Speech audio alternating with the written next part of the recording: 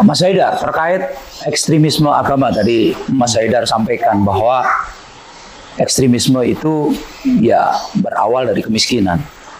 Tapi ada satu hal yang menarik yang tentu masih menjadi pertanyaan publik adalah bahwa ekstremisme agama itu mengarah kepada satu agama saja. Nah, kenapa ini muncul tudingan bahwa ekstremisme itu melekat pada satu agama saja tanpa menyebut agama tentunya. Di sisi lain, kalau kita lihat, ada ketakutan pada satu agama tertentu. Makanya di PBB dibilang ada kampanye bahwa ditetapkan sebagai Hari Islamophobia. Nah, mungkin bisa disambungkan ini, Mas Haidar. Kenapa sih ekstremisme agama itu mengarah kepada satu agama? Apa yang salah di sini? Terus kemudian juga PBB menetapkan Hari Islamophobia. Artinya juga mengarah bahwa global ini mengarah kepada tudingan bahwa ekstremisme agama itu mengarah ke satu agama. Bisa dijelaskan, Mas Haidar? Iya, ini kan kalau kita bicara ekstremisme mengarah ke satu agama, kan kita bicara global, ya. Bukan hanya Indonesia. Jadi memang situasi global saat ini kan hegemoni kekuasaan ini kan ada di Barat, ya, kekuasaan. Jadi yang menciptakan isu segala macam memang Barat. Nah, Barat berkepentingan untuk eksis di dunia Islam, quote-unquote, di Arab, dunia Arab. Gitu. Eksistensinya harus dijaga di situ. Jadi yang diciptain ya Islamophobia. Gak mungkin Kristen atau Katolik fobia lah, kira-kira begitulah. Gak mungkin. Ya. Karena apa? Karena di sana mayoritas Islam.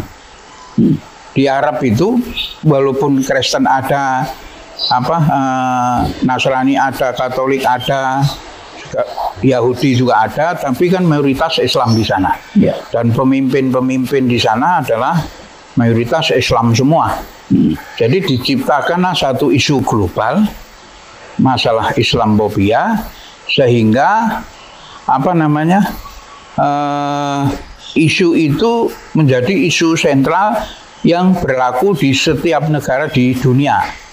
Makanya PBB perlu turun tangan di situ. Karena apa? Sudah menjadi isu global di situ. Kita di sini sebetulnya di Indonesia tidak merasakan itu. Ya. Karena apa? Karena itu sebagian kecil banget dari penduduk Indonesia yang mengarah ke ekstremisme agama itu. Di sini kenapa nggak ada selain selain Islam kok Islam terus yang dituduh sebagai ekstrim gitu? Ya nggak ada yang lain. Yang lain itu minoritas dan dengan minoritas mereka ini mereka berbaur. Nah, dari Islam yang begitu, dari penduduk kita Islam ini misalnya 210 juta penduduk Islam Indonesia misalnya, itu yang begitu nggak nyampe dari 100.000. Kecil tapi karena di blow up besar-besaran sehingga seolah-olah itu menjadi besar, itu kesannya menjadi wah ini kok apa-apa disalahin Islam, apa-apa disalahin Islam gitu, kira-kira gitu. Jadi sebetulnya kembali lagi ke yang tadi, karena ini jumlahnya jumlahnya kecil banget ekstremis di Indonesia ini, tapi yang kecil ini juga bisa merusak tatanan yang lain. Perlu ada penanganan khusus. Karena penanganan khususnya dengan apa tadi? Tidak dijadikan musuh. Jadi menjadikan rakyat Indonesia ini menjadi sejahtera, itu salah satu kunci terbesar untuk menghilangkan ekstremisme di Indonesia ini. Ya. Jadi masalah ideologi menurut saya akan selesai apabila kemiskinan di Indonesia juga diselesaikan dengan baik. Nah, pemerintah perlu punya tim yang kuat untuk menyelesaikan kemiskinan di Indonesia tadi. Ya. Nah, kalau masalah makan dan makan gratis itu kan masalah stunting sebetulnya. Jadi kemiskinan itu yang perlu diselesaikan. Kita ini, Mas, kalau mau lihat ini negara terkaya di dunia. bukan di Asia Indonesia kita. Nanti di lain kesempatan kita bisa bicara banyak lah. Ya, mungkin satu hal lagi, Mas Haidar. Tadi Mas Haidar menyebut bahwa bagian dari proses deradikalisasi adalah mengentaskan kemiskinan, tentunya menghapus kemiskinan itu sendiri kan tentunya sebagai langkah ini. Nah, kalau menurut Mas Haidar, selama ini kan ada program deradikalisasi yang dijalankan.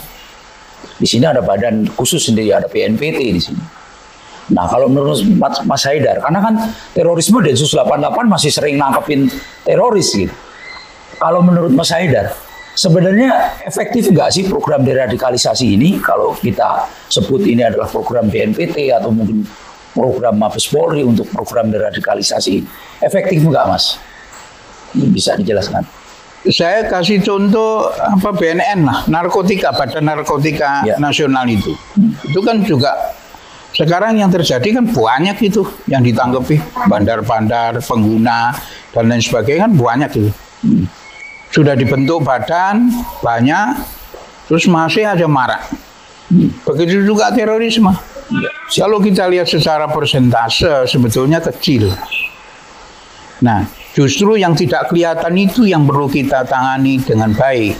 Misalnya penghalangan untuk tempat beribadat yang terjadi di Bekasi, kalau nggak salah di Bogor dan di mana-mana lah. Itu kan masih sering kita lihat pelarangan beragama. Jadi saudara-saudara kita dari non-Islam beragama beribadah di rumahnya itu dilarang misalnya. Padahal itu cuman beribadah biasa di rumah. Tapi ada pelarangan. Nah, yang kecil-kecil gitu kalau tidak diselesaikan nanti lama-lama menjadi embrio untuk radikalisme. Jadi pemerintah juga harus menyelesaikan secara secara menyeluruh dari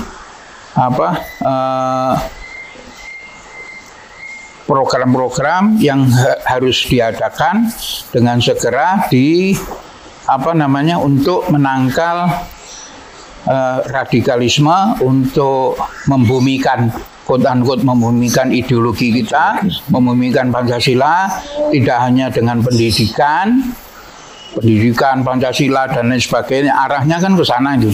Nah, tidak dengan itu. Jadi kita petani dulu musuh Pancasila ini siapa sebetulnya.